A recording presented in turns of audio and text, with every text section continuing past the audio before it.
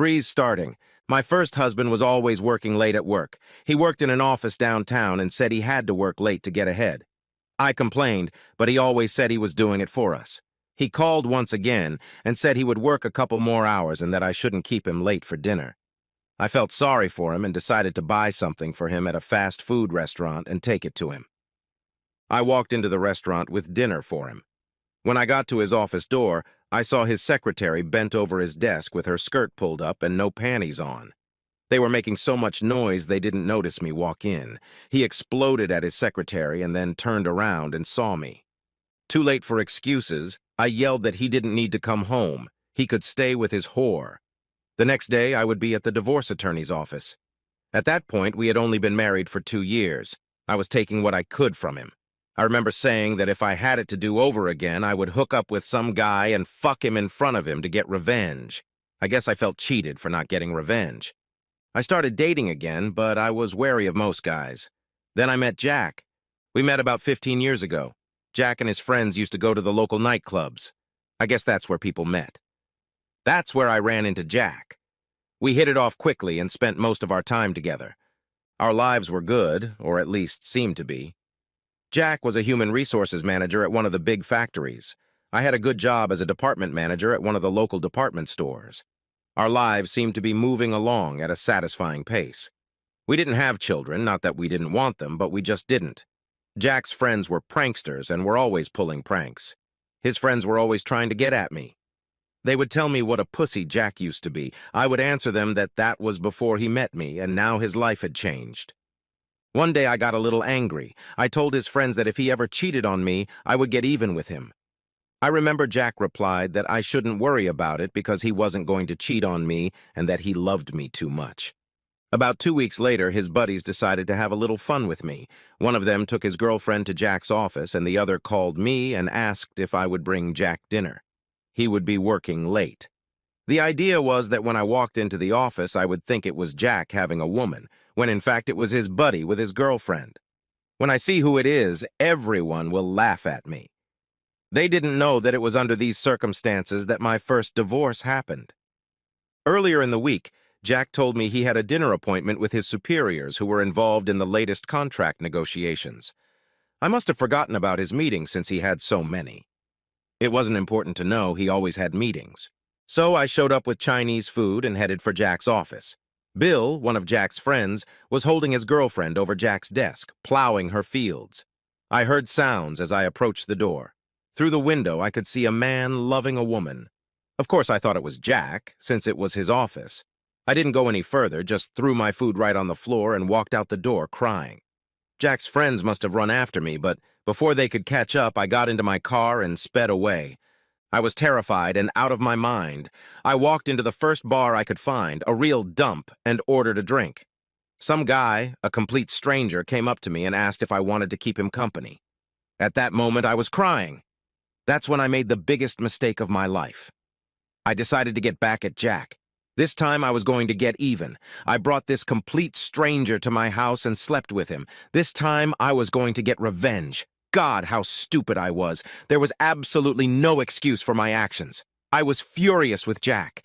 I had allowed this complete stranger to take revenge on me. How stupid can a woman be? I heard the phone ringing, but I wasn't going to answer it. I wanted Jack to catch me having fun with another man to get back at him. Jack showed up a few minutes later. He saw a stranger between my legs who was squeezing me as hard as he could. When Jack entered the room, he looked at me and I asked him, "So what do you think, you cheating bastard?" At that moment, Jack's friends walked into the room and saw me with this stranger I'd picked up. Jack turned around and walked out. His friends tried to stop him, but he kept walking. This is what happened after Jack left. They all stood there wondering what had happened. About the same time the stranger poured his load into me, he stood up and said to me, "If you ever want to get even again, nice lady, give me a call." He left me a business card and smiled at them as he walked past them. I looked at them and said, "Where the hell is Jack? I want to know his fucking answer." I told him that if she ever cheated on me, I'd do the same. Where the hell is he? Jim spoke first. "He's gone, Bree. He's out the door. We're all just here to tell you that Jack didn't sleep with anyone." "Bullshit, he did too." I saw him in his office sleeping with some woman. Barb spoke up. That was me, Bree. I was making love to Bill. God, I'm so sorry. We were just having a little joke with you and Jack. You ran away so fast we didn't catch you in time. We called Jack and told him and waited for him to come back to the office. He asked us all to come here and apologize to you. That's why we're here. A joke? What the hell kind of sick joke is that? You must have ruined my marriage. What kind of friend is even capable of that? Where was Jack if he wasn't there? Jim spoke up. He had that meeting with his bosses over dinner about the contract. Remember he was telling you about it the other day when we were all together. I cried and told them all to get out. They tried to explain something, but I said I didn't want to see any of them again. I was so fucking stupid. All I could think about was revenge. God, could Jack ever forgive me? I kept trying to call Jack. I had to apologize. I had to tell him the truth. Finally, Jack picked up the phone. I guess he figured I wouldn't stop calling until he did. I kept telling him how sorry I was and asking him to forgive me. It was one big, giant mistake. It was all his friend's fault. Finally, Jack spoke to me. Bree, you brought a strange man into our marital bed within an hour of thinking I had done something I promised you I wouldn't do. Our marriage is over. If that's the full extent of your trust in me, it's not enough. I don't want anything to do with you anymore. I loved you. I think I'll always have feelings for you. You can't just fall out of love. At the same time, Bree, I hate you. I hate what you did to our marriage. By the way, your stranger friend wasn't even using protection. I hope you didn't get an STD or even get pregnant. Don't call me again.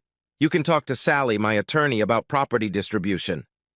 I went to the doctor and took the postpartum pill. I was glad for at least that. I had made the biggest mistake of my life. I lost the man I loved because his friends pulled a prank. Jack told me he could never forgive me. It would be too much. Eventually, I was able to get my life together without him, but I know it will be something I will never forget. I was working at a department store when I got more bad news. They were closing all of our stores. Now I'm going to be out of a job too. Damn it, my life really sucked. I befriended a human resources lady who was trying to help her employees. She would take the resumes of those she thought were the best employees and tell us she would vouch for us when we interviewed. She was really trying hard for us, but she was also losing jobs herself. We became friends, not buddies, but friends. I didn't know much about her personal life, and I certainly wasn't going to tell her what an asshole I was. About a month after our store closed and everyone was out of work, we all got an email from Jen, our former HR manager. She had gotten a job as a human resources assistant at a large plant in our area. Since it was a union plant and our department store was also a union store, she asked them to interview all of her references for employment. I was one of those interviewed. I was very excited, but a little worried about my chances of being hired. I didn't tell Jen, but her boss was my ex-husband, Jack. When I got to the interview, she introduced me to Jack, my ex. Talk about someone seeing a ghost. It was Jack. He was totally confused. Then I found out the real reason. I thought he was seeing me, but that was only part of the reason. You see, he was engaged to marry Yan. Quite an unpleasant story, if I may say so. Jen told me later that she and Jack had talked it over and were going to hire me. But if I had any business in HR, I would have to go to her. I didn't mind. I needed a job, and this was a really good opportunity. A good job with a high salary. Jen and Jack were getting married, and Jen invited me to the wedding. There was no way I was going. I'd lost Jack, and it wasn't in my best interest to be around him. It pissed me off that he'd made up with his friends, the same ones who pulled the prank and helped us get divorced. Don't get me wrong, what I did was completely wrong. Picking up a stranger to get even was wrong. Completely wrong, I admit it.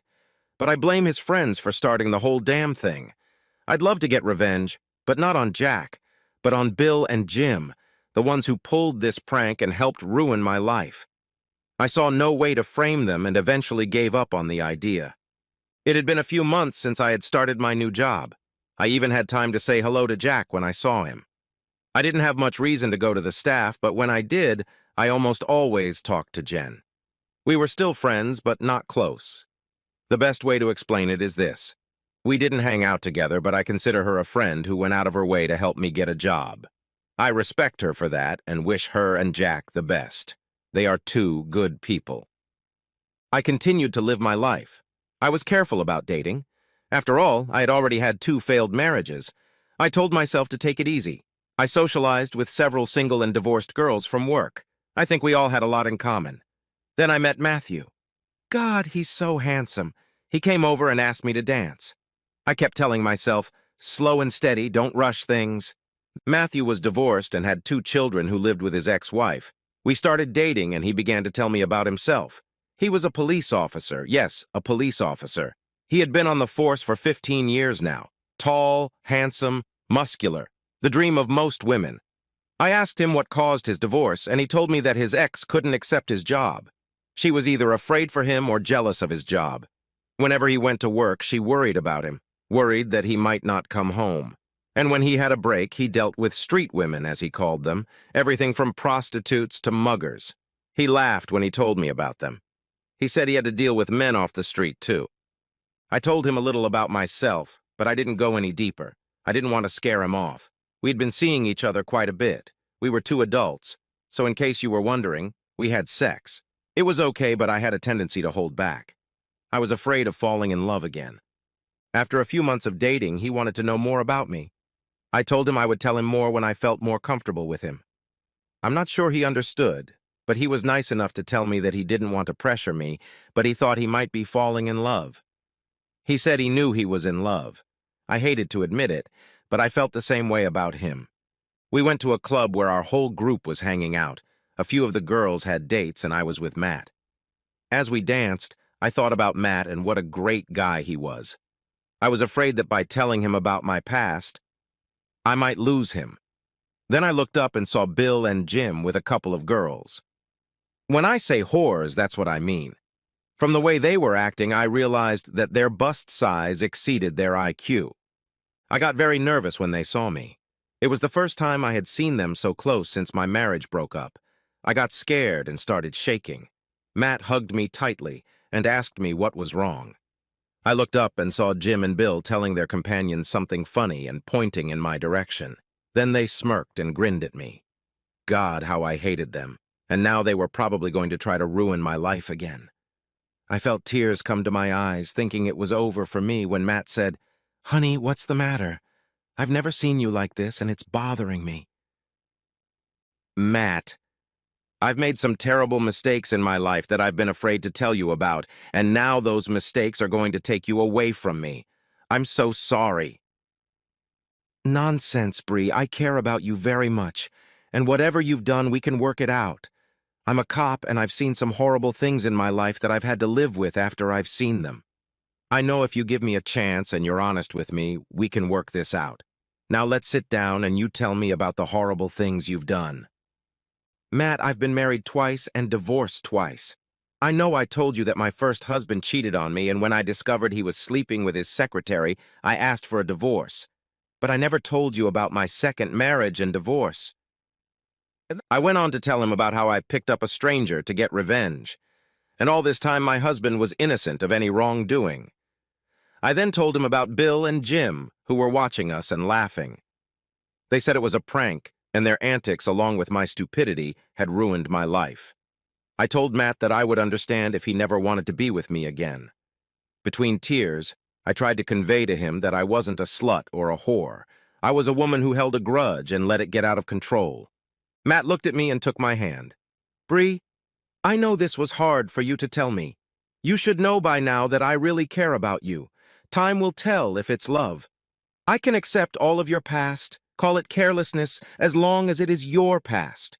Always tell me the truth, and I know we can work things out. I sense in you a real animosity towards these 2 men. I can feel it killing you from the inside out. Do you want to tell me about it now, or do you want me to talk to them right now and work it out? Oh God, Matt, please don't talk to them. I hate what they did to my marriage, and I've always wanted to get back at them. I'm afraid that if I do something, it will backfire and ruin my life even more. Ever since I met you, I thought my life was finally getting better. Bree, do you trust me? Yes, of course I do, Matt. I trust you. I mean, really trust. You want me to help you settle an old score? God, Matt, I don't know. I don't want to get you involved in my problems, but yeah, I'd trust you with my life. What are you trying to say, Matt? You're innocent in all this. I didn't want you involved. I wanted to not only get back at them, but I wanted to let them know what it was like to be ridiculed. Bree, if you're involved, that includes me. You can't try to do everything alone, Bree. If you're my woman, and you have to tell me you are, I'll help you get your revenge. I really care about you, Matt, and I want to be your woman. I really do. But I don't want you to get hurt. The last thing I'd want to do is hurt you, honestly, Matt. Okay, Bree, just be my woman and together we'll overcome any problems you have. But I'll tell you right now, you have to trust me completely, no exceptions. Matt, I'll do anything you ask, but please don't cheat on me or hurt me. I don't think I can go through that again, especially since I trust you completely. With God as my witness, I promise to never cheat on you or hurt you, Bree. I want you to know that if someone hurts you, they will hurt me too. I protect and serve for a living, and there is no one I want to protect and serve more than you, Bree. Tears came to my eyes as we kissed and kissed again. We got up and danced, and I cradled my new man in my arms. I was starting to feel secure. Maybe life had stopped biting me in the ass. We continued to date, and I felt unburdened. I put all my cards on the line, and Matt still accepted me. I became a much happier person. Matt promised that he would keep me in the loop about anything he was involved in that could be misinterpreted. He said he wanted and needed my trust if things were going to work out. I began to trust him completely. I couldn't believe I could ever trust a man again, but Matt was the exception. He always kept his promises. If you think he was going to cheat on me and try stuff with me, you're wrong. He was the sweetest and nicest man I've ever met. He always put me first and did his best to put me at ease when he had to deal with unremarkable personalities. About midweek, Matt showed up with his two kids, Mike and Michelle. They were twins, beautiful-looking kids. I think they were about 12 years old each. They were so respectable, but still teenagers. Matt said they were going out for pizza and asked if I wanted to join them. He said the kids wanted to meet me. We ate pizza, and the kids told me their likes and dislikes. They said their mom had remarried an accountant. He was a good man and treated them well, but he wasn't a daddy. They loved their dad. I remember Mike saying, "If Daddy loves you, then it's okay with us. What should we call you?" Mike, Bree, or whatever you feel comfortable with. Michelle looked at me and said, "Bree, you are beautiful. I can see why Daddy loves you. Mike and I are so glad Daddy found someone, especially someone as beautiful as you." Michelle, you are a beautiful girl, and you will be a beautiful woman someday. Even if you are beautiful on the outside, make sure you stay just as beautiful on the inside. Michelle walked over and hugged me. Tears came to my eyes. Matt was right when he said I would love his children. One night, Matt told me that he had to go out with some very special friends, and he wanted me to know about it in case anyone saw him with women. I asked if he could explain it in more detail, and he said the less I knew, the better it would be for me. He wanted to make sure I knew he wasn't having sex with these women. It was a dirty business. It wasn't part of his job description either, but he was doing a favor for a very special friend. I realized then that he never forgot his promise to help me. I couldn't believe that I trusted Matt. He turned out to be a very important person in my life. On Saturday, he asked me out again. He wanted to go where he thought Bill and Jim should be. We went with two other couples from work. As we sat down at the table, an old friend who I had ended a relationship with came up to me. It was Barb, the woman who had slept with Bill that horrible night.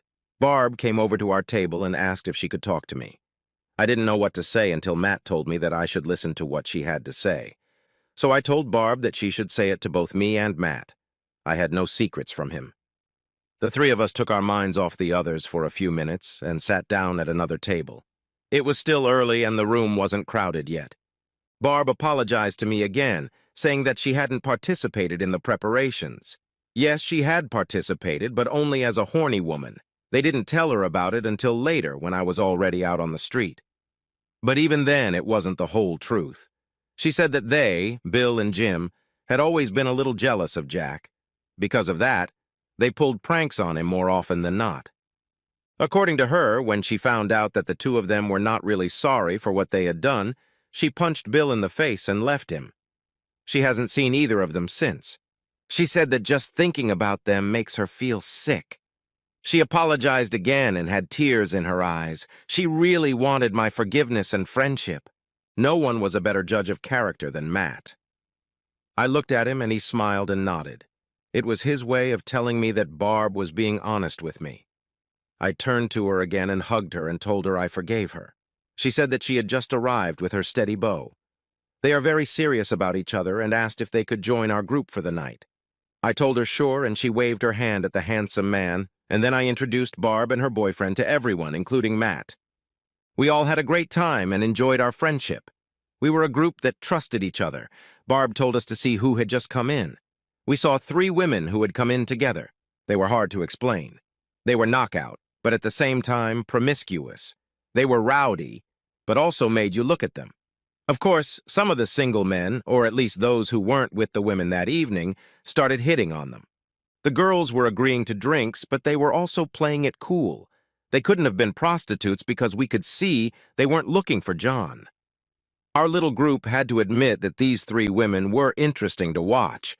When they danced, they were sexy, but if a guy put his hands in the wrong place, he was told off like a child.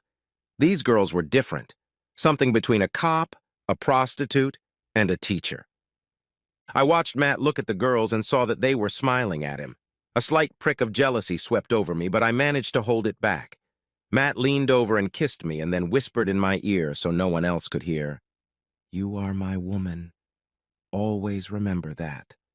These 3 women are my friends." Enough said. He took my hand and we headed to the dance floor.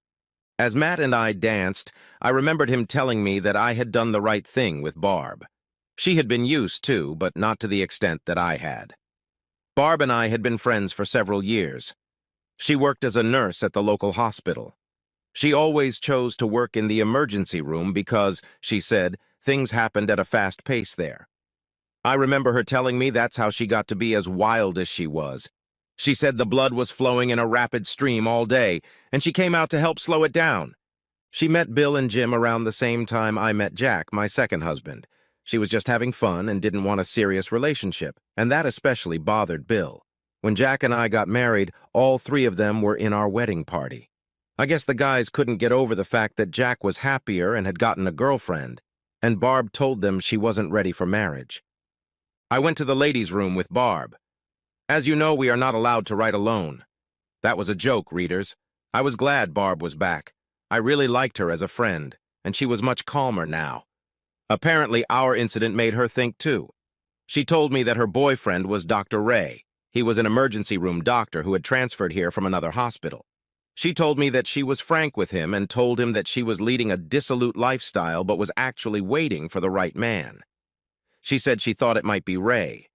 I started to get excited for her. We walked back to our table, and just as we were looking toward the door, 2 assholes walked in. Yes, it was Bill and Jim. Oddly enough, until you got to know them better, they seemed like pretty decent guys. We always thought they were just joking around, but now we knew the truth. They had an evil side. They took more pleasure in embarrassing others rather than bettering themselves. They were known in the parlor, as they went there often.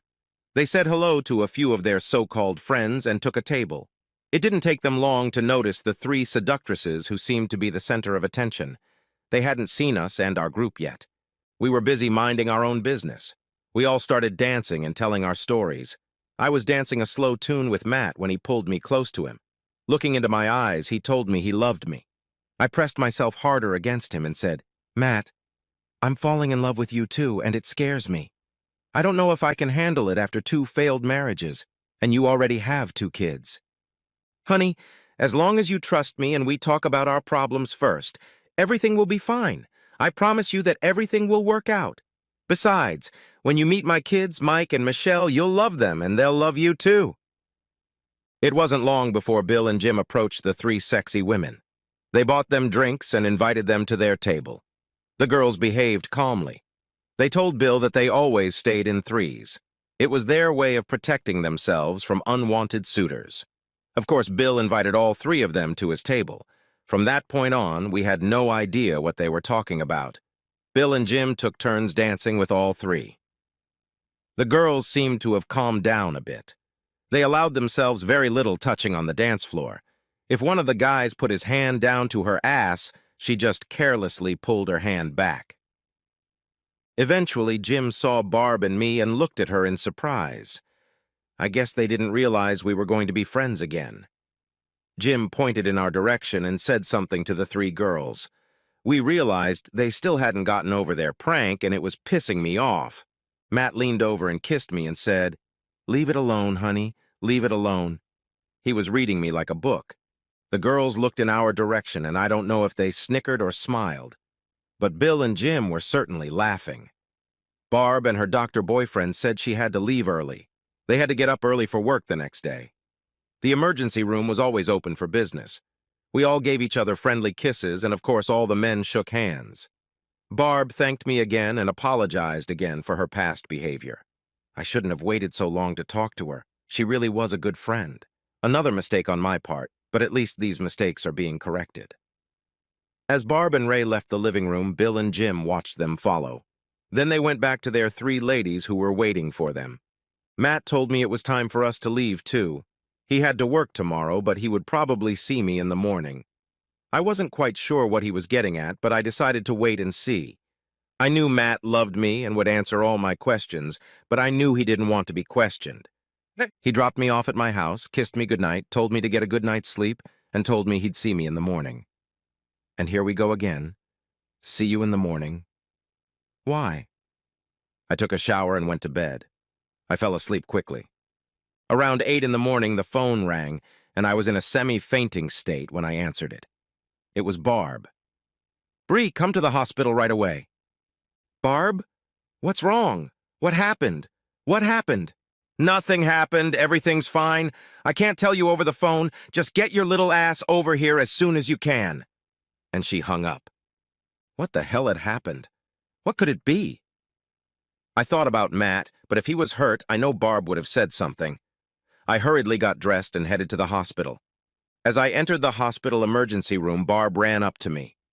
"Come with me quickly," said Barb, pulling me into a private room with the sign, "Hospital Staff Only," on the door. It was a small exam room overlooking another room. In the room lay two men who looked stupefied. They were Bill and Jim. I asked what happened, and Barb said she wasn't sure if they were both drugged when they were brought in. Barb then began to explain what she saw when they were brought in. As I could see, they were both bald. Barb told me it wasn't just their heads and laughed, but, she said, it wasn't the best or the worst, depending on how you look at it. She said both men were wearing condoms, I mean really condoms. They had them on like that under the blankets until the doctors figured out how to get them off.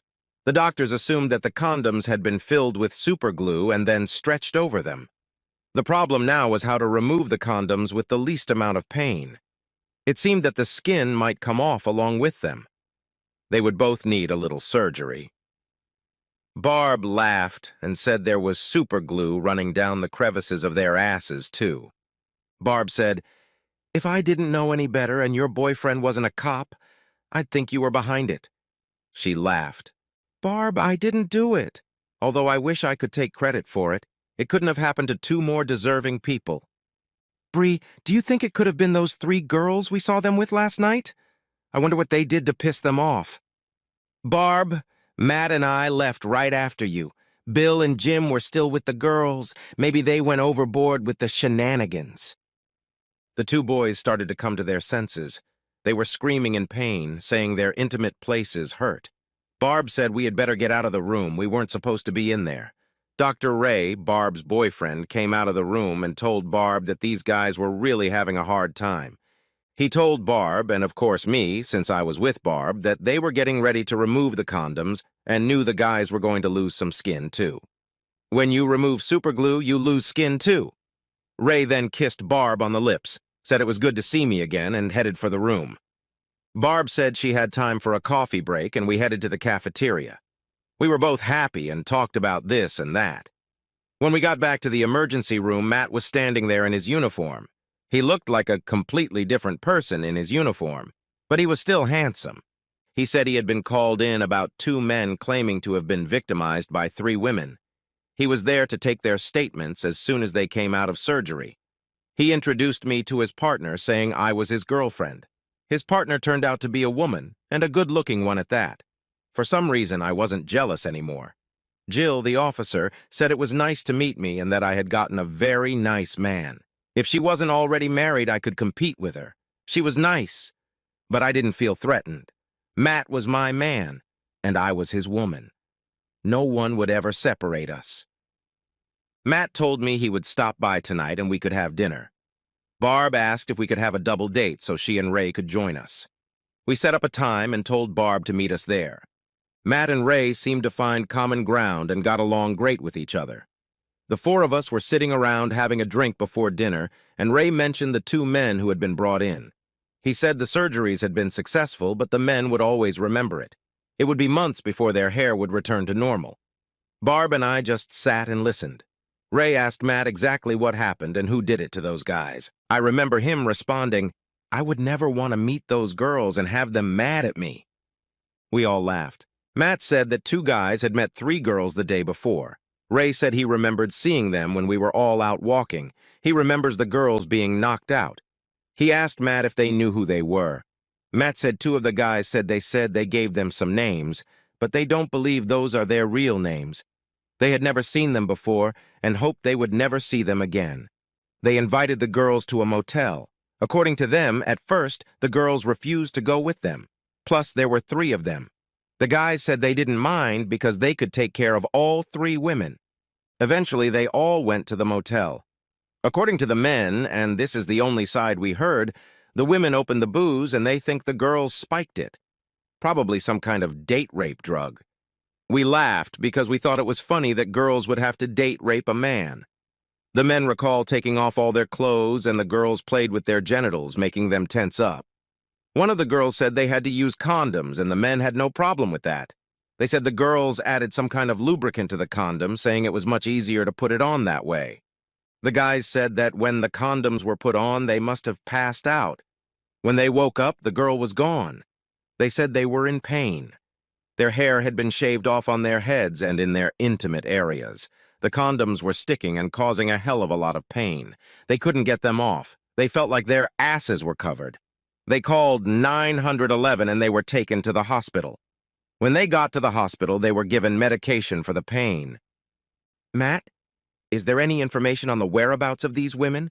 Who they are and why they did this? Anything at all? Matt looked at all of us and said, "The only thing we can surmise is that the guys had a big beef with someone. We asked them for names of people who might have a grudge, and the first two they mentioned were Bree and Barb. I told them that both women had been interviewed, and neither of them had any idea what had happened. I told them that you both think they got what they deserved." Barb replied, "You're right." Bree only smiled. Matt continued, "I then told the two men that the two ladies they were talking about were with me at the time. I took off my police cap, and that's when they recognized me and started apologizing to me." Matt said his partner, Jill, told the men that she didn't know what kind of shit they were trying to pull, but she better never have heard them accuse two innocent women. I couldn't believe Matt's partner was sticking up for us. I'm going to love this girl. Matt told us that they didn't have any leads on the three women. He thought they might have come from out of town. Bill and Jim were afraid to press any charges since they didn't know who was responsible, and it would really ruin their reputations if too much information leaked out. We were all smiling when dinner arrived. We ate well and had a great conversation. Ray asked if everyone agreed to go out next Saturday. We all said yes and decided where we would go. That week went great for me. I asked for a meeting with Jen and Jack. When I approached them, I told them I had something to say to both of them. We all sat down and I told them what Barb had told me. I told them that the only reason I brought it up was because they are a great couple and should look out for each other. If they choose to remain friends with Bill and Jim, they should realize that they may not be as good friends as they think they are. I explained that there was a new man in my life, and life was finally changing. Jack said he was happy for me and found out that something had happened to Bill and Jim. They played the wrong man. I guess they got what they deserved. Jan told me that she always knew I was a good person and life was finally getting better for me. I stood up and shook hands with both of them. After all, Jack and I were already married. There is always a little bit of love that lingers in the heart. I went back to my job. Matt said he had a busy week and wouldn't see me until our double date with Barb and Ray on Saturday, so I tried to keep myself as busy as possible. We met up with Barb and Ray in the lounge at the Sheraton Inn. It was one of the swankiest places in town. Not surprisingly, the guys told Barb and me to dress up. We had drinks and ordered dinner. After eating, we headed to the dance area. The DJ said he had some special announcements and was wishing people happy birthdays and anniversaries. He then walked over to our table with a microphone and held it out to Matt. Matt took it and reached into his pocket and pulled out a ring. He got down on one knee and said, "Bree, you are the love of my life. Will you do me the honor of becoming my wife?" I cried at the top of my voice, answering, "Yes, yes, 1,000 times yes." He handed the microphone to Ray to put the ring on my finger. The whole audience clapped and screamed. Barb had tears in her eyes as we hugged. I hugged and kissed Matt, I don't know how many times. Then, when everything had quieted down, Ray took the microphone. "Barb, I know we haven't known each other that long, but will you be my wife?" He reached into his pocket and pulled out a ring, and when she screamed, "Yes, my God, yes!" there was another roar from the audience. Ray put the ring on Barb's finger. Barb and I cried and hugged our men. Who would have thought they could pull something like this off? Matt and Ray looked at each other and shook hands. Ray looked at Matt and said, "Mission accomplished." The rest of the night passed in a whirlwind of dancing and fun. That night, Barb and I were probably the two happiest women on the planet. Over the next few months, we both got married. Each of us had our own wedding, but we attended the other's wedding. After all, we were now best friends. Epilogue. Barb and Ray were happily married and continued to work at the hospital together. After about a year, Barb had to go on maternity leave. Both mom and daughter are doing great. Jack and Jan attended my wedding. We remained friends, but not close. I could tell they were both happy for me. Bill and Jim didn't make as many appearances in the lounge as they used to. They never found the three seductresses who had put the spoils on them. From what I hear, Bill and Jim don't pull pranks too often. Jack has pretty much stopped considering them close friends, but he still hangs out with them. And then there's me and Matt. I have no secrets from Matt. We hardly ever fight. I feel like I've been through hell in my life, but I've gone to heaven with Matt. I have two adopted children who sometimes call me Bree and sometimes call me Mom. I love and adore them both. I once asked Matt who the three seductresses were. He answered me. Friends, enough said. I never questioned him again and never saw his friends. I never got a chance to say, thank you. Matt said he said it for me. Life is good.